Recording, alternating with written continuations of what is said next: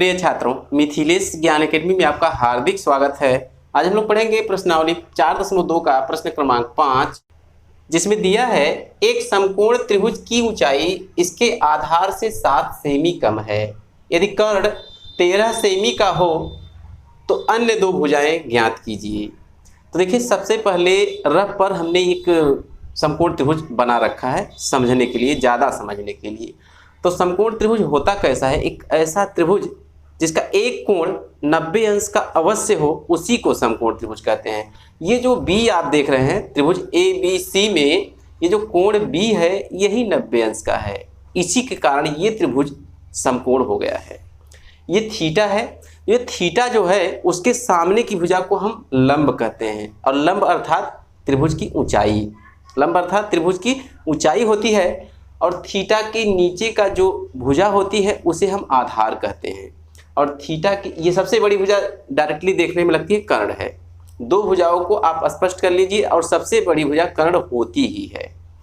तो ये बात आपको समझ में आ गई होगी। अब हम प्रश्न को पढ़ते हैं थोड़ा सा। एक समकोण त्रिभुज की ऊंचाई अर्थात यही लंब तो ऊंचाई है, की ऊंचाई आधार से 7 सेमी कम है।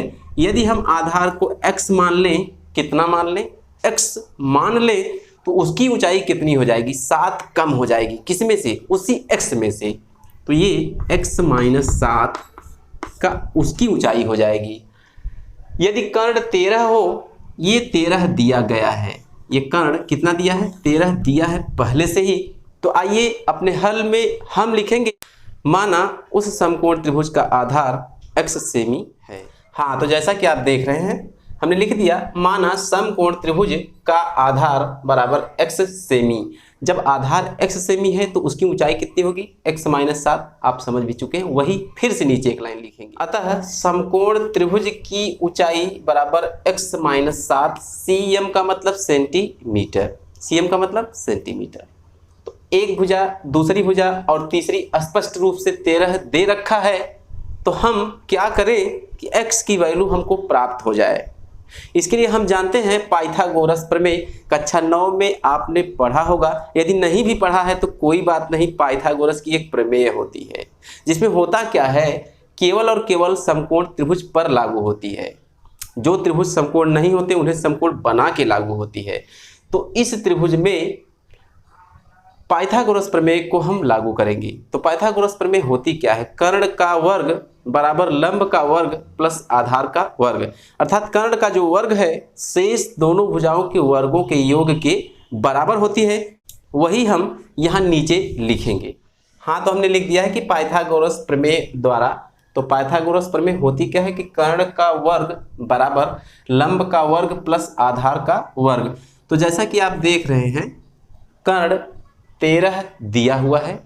ये इसी इक्वेशन में हम उन मानों को रखेंगे, तीनों भुजाओं को इसके नीचे रख देते हैं। लिख देंगे या कर्ण कितना 13 का वर्ग बराबर लंब कितना, यही है h, x माइनस 7। कितना है? x माइनस 7, ध्यान दीजिएगा, का वर्ग प्लस आधार कितना, x का वर्ग। ये पूरा का पूरा इक्वेशन बन चुका है। इसे हम धीरे धीरे हल करेंगे। या देखिए 13 का वर्ग जब हम करेंगे तो अर्थात 13 का 13 में गुणा, तो 13 13 169 होता है। कितना होता है? 169, 169 is equal to x minus 7 का वर्ग। अब यहाँ एक फार्मूला लगेगा, इसका नाम है a माइनस बी का होल स्क्वायर। तो a माइनस बी का होल स्क्वायर बराबर होता है a square plus b square minus 2ab। ऐसा फार्मूला होता है। वही फार्मूला यहाँ अप्लाई होगा, x माइनस 7 के वर्ग के साथ अप्लाई होगा। तो ये हमको देगा, अब चूंकि x a का काम कर रहा है और 7 b का काम कर रहा है, तो हो जाएगा x स्क्वायर प्लस 7 का स्क्वायर माइनस 2 इंटू a अर्थात x इंटू b अर्थात 7 और प्लस x स्क्वायर ज्यों का त्यों रहेगा। ये यहाँ से यहाँ तक फार्मूला हमने लगा दिया है।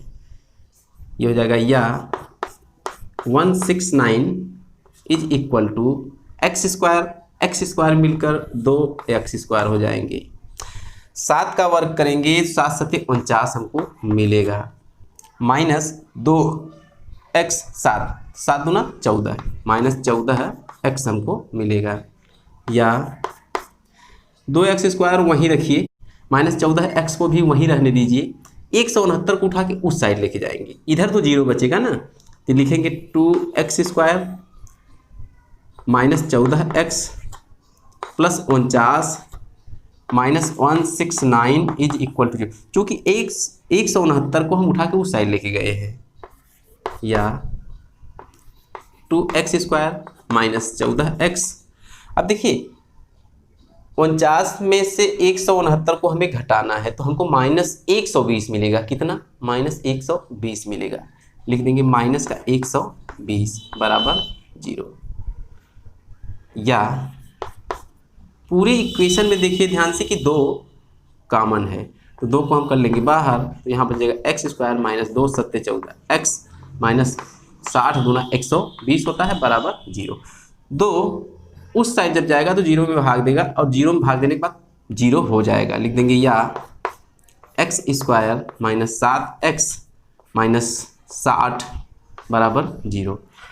तो कुल मिलाकर ये हमें एक प्योर द्विघात समीकरण मिला है। अब इस द्विघात समीकरण को उसी मेथड से हल करेंगे, मध्य पद को 2 भागों में बांटकर। तो सबसे पहले पहला पद और आखिरी पद दोनों का हम आपस में गुणा कर लेते हैं, तो हमको मिलेगा -60x²। अब 2 ऐसी संख्याएं हमें पकड़ लेनी होती हैं जिनका आपस में हम कर दें गुणा, तो हमको यही राशि प्राप्त हो जाए। जिनको जोड़ दें अथवा घटा दें तो हमको ये मध्य पद -7x प्राप्त हो जाए। कितना? -7x प्राप्त हो जाए। इसके लिए हम करते क्या है, इस 60 का हम कर लेते हैं गुणनखंड। तो 60 का गुणनखंड हम यही रफ पर ही कर लेते हैं। ये हो जाएगा 2 30 दूना 60, 2 15, 3 25 और 5 1 तो 5 3 15 दूनी 30 दूनी 60 हमको मिल चुका है। अब इसमें हम 2 ग्रुप बनाएंगे इसी राशियों की मदद से, कि जिनको जोड़ने अथवा घटाने पर हमको -7x मिल जाए। ध्यान से देखिए, 3 दूना 6 दूना 12, इन तीनों राशियों को एक ग्रुप में रख दीजिए। 3 दूना 6 दूना 12, ये 12 दिया और ये 5 स्वयं है। तो 12 में से 5 हम घटाएंगे तो हमको 7 मिलेगा। अब हमें चाहिए -7, तो हम 5 में से 12 को घटा देंगे तो -7 मिलेगा। तो मिल चुका है फैक्टर। अब यहाँ आइए नोट्स पर लिख देंगे या x² -12x + 5x -60। अब हो गया ना, 12 पंजे 60, 12 में से 5 में -7। यहाँ से यहाँ तक एक खंड, यहाँ से यहाँ तक दूसरा खंड। लिख देंगे या यहाँ से x को हम बाहर कर लेंगे, तो यहाँ बचेगा x माइनस बचेगा, 12 बचेगा, फ्रंट पे प्लस है तो प्लस बाहर होगा। यहाँ से 5 बाहर कर लेंगे, x बचेगा -5 12 60, 12 बचेगा बराबर 0।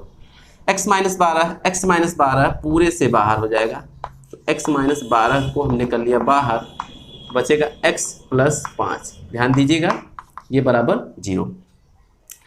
तो x -12 के बराबर एक बार 0 रखेंगे तो एक हल हमको मिलेगा, और x + 5 बराबर 0 रखेंगे तो दूसरा हल हमको मिलेगा। और जो कि ऋणात्मक हल मिलेगा, तो ऋणात्मक मान अमान्य होता है, इसलिए इसे हम रिसीव नहीं करेंगे।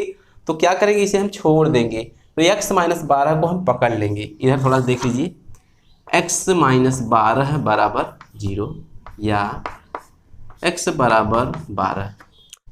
तो कुल मिलाकर एक भुजाकर्ण जो कि हमको दी गई थी 13 सेंटीमीटर, दूसरी भुजा मिली है x बराबर 12, अर्थात आधार कितना है 12 सेंटीमीटर। तो तीसरी अपने आप बाहर निकल कर आएगी। कहाँ से? यहाँ 12 रख देंगे तो 12 में से 7 घटा देंगे, हमको मिलेगा 5। वो कौन सी भुजा होगी? ऊंचाई होगी। तो वही नीचे हम तीनों भुजाओं को लिख देंगे।